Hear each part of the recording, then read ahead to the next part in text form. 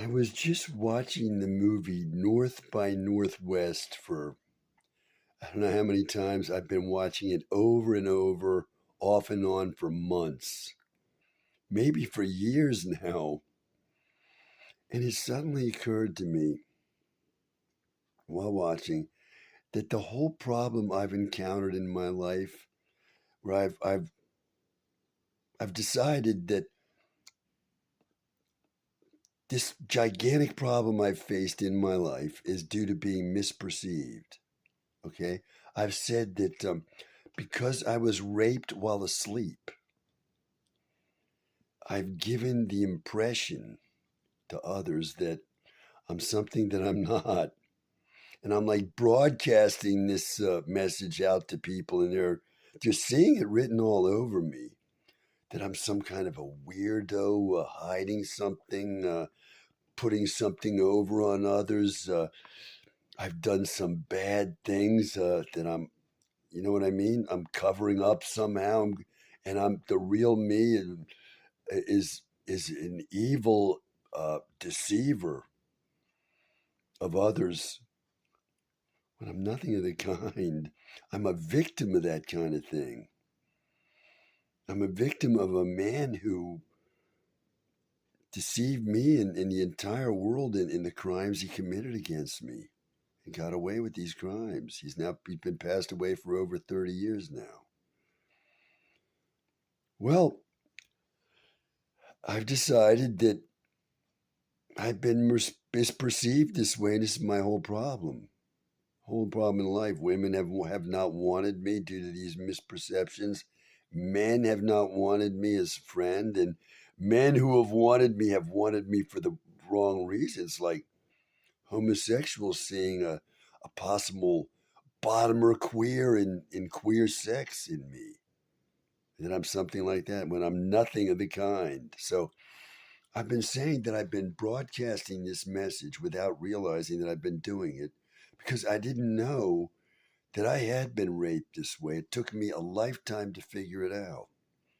It took me to about the age of 65, about 5 years ago. It took me all that time and a wrecked life, one bad experience after another, immense suffering.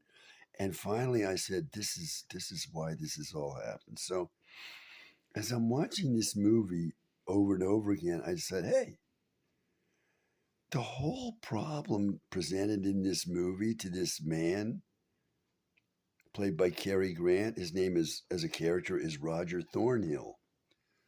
His whole problem is what? He is misperceived. That's the whole basis for the movie. And as I was watching the beginning again, it suddenly occurred to me that that is what the movie's all about. A misperception. What happens? He's an executive of some kind in New York City, I guess an advertising executive. And he goes, I think the place he goes to for lunch is the Plaza Hotel, a very famous hotel in New York City. And he goes in there and he knows, is he called the maitre d', the person who sits people in the restaurant there and all? He knows them by name and everything. And he goes in and he's escorted by this maitre d', if that's what that's called, to this table of, I think there's three businessmen there in coat and tie like him. They're gonna have lunch together, and I guess, and they already got drinks. Are these martinis? I never drank a martini, but I did see somebody drink one where I knew it was a martini because he told me this is a martini glass. So I saw glasses like that at the table. I said, okay, so they're having martinis at their lunch, and so he's there at this table with these men, okay, and there's a worker there in the restaurant, some kind of, I don't know, restaurant worker or hotel worker, and he calls out the name George Kaplan. Okay, just he's calling it out. I guess he's looking for George Kaplan. And at the same moment, this man, not knowing anything about George Kaplan or hearing this guy say that, he's decided he wants to get the attention of a hotel employee to do something for him. Okay? So at the same moment that this hotel employee says, George Kaplan, and at the same moment, this executive is wanting to get the attention of somebody like him. He doesn't know anything about George Kaplan, and he doesn't even hear him saying that. And he said, hey, like this. And, well, what happens? There's these two spies in the hotel. Why? Well, because one of those alphabet soup secret policing agencies has created a fictional personage, let's call it, who doesn't exist, by the name of George Kaplan. There is no George Kaplan. There's this fictional identity that the secret policing agency has set up to confuse these spies, to think that they're being followed around by a guy named George Kaplan when there's no such person. However, the secret policing agency is like making reservations in the name of George Kaplan, and in this city, that city, where these spies are, and they're troubling these spies with this person apparently on their tail who doesn't even exist. So here are these two spies. They're in the hotel where George Kaplan has a room, but there is no George Kaplan. Okay, and so these spies are looking out at the restaurant. These two men, and they see at a distance this guy called out George Kaplan, and at the same moment, that man goes like this. Hey, over here, like that. Whatever. And so what do? They look and say, Kaplan. So what they've seen is what looks like a man answering to that call for George Kaplan when that wasn't what was happening at all. This man knows nothing about George Kaplan. It just so happens that at the moment that guy called out the name, he was also wanting to get the attention of somebody like that employee. He's misperceived. And he almost loses his life as a result of this misperception. These spies, then he's walking across the restaurant to do whatever he was going to do with the help of this employee, and they put a hand on his shoulder and a gun to his side and say, listen, you're coming with us, because they think he's Kaplan. And the whole movie is about the misperception of him as Kaplan all the way to the end. The spies believe that he is Kaplan no matter what he says. To the contrary, he says, but they first they kidnap him, and he's saying, what'd you call me, Kaplan? My name is Thornhill. There's never been any other. And they're saying to him things like, oh yeah, they provide you with lots of IDs, don't they? They're not going to believe a word out of his mouth ever, all the way to the end of that movie. So he is in a struggle for his life due to a misperception.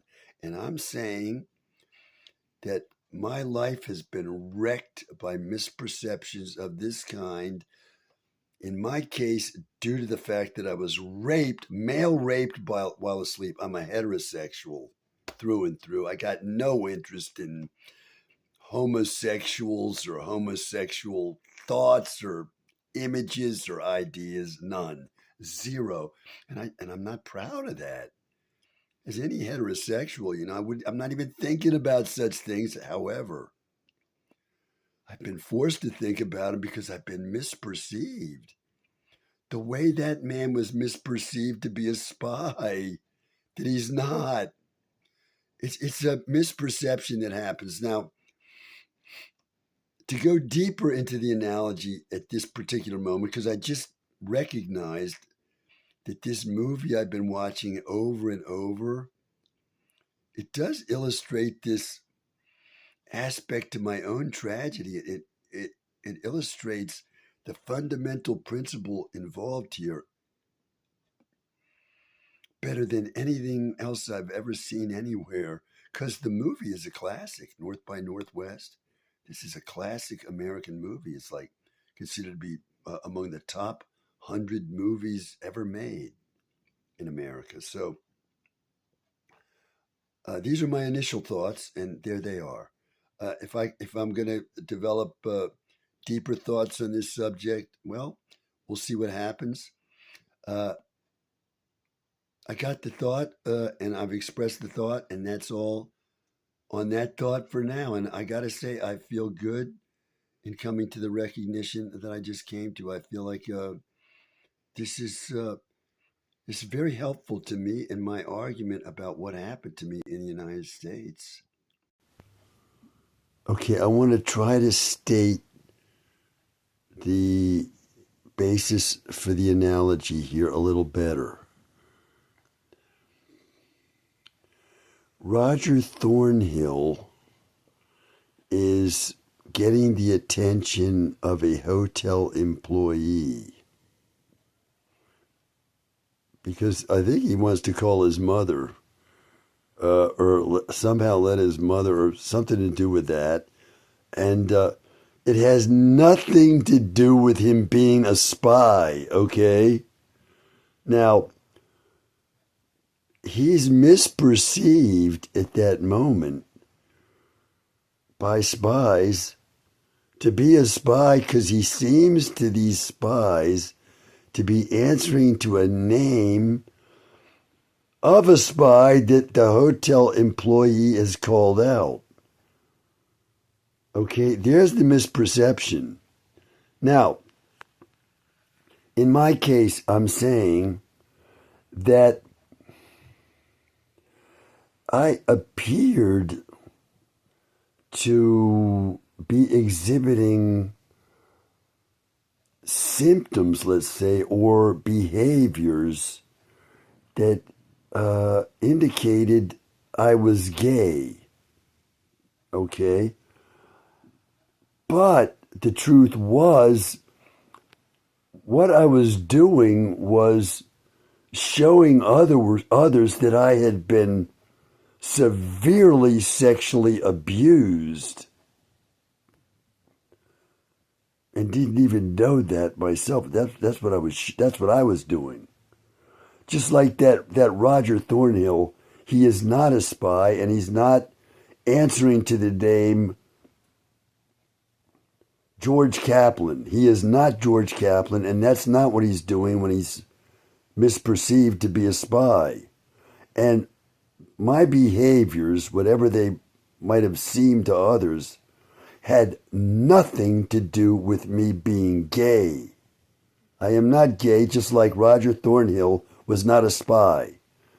And I was misperceived, and the misperceptions have been catastrophic in my life, just as they were for Roger Thornhill in North by Northwest.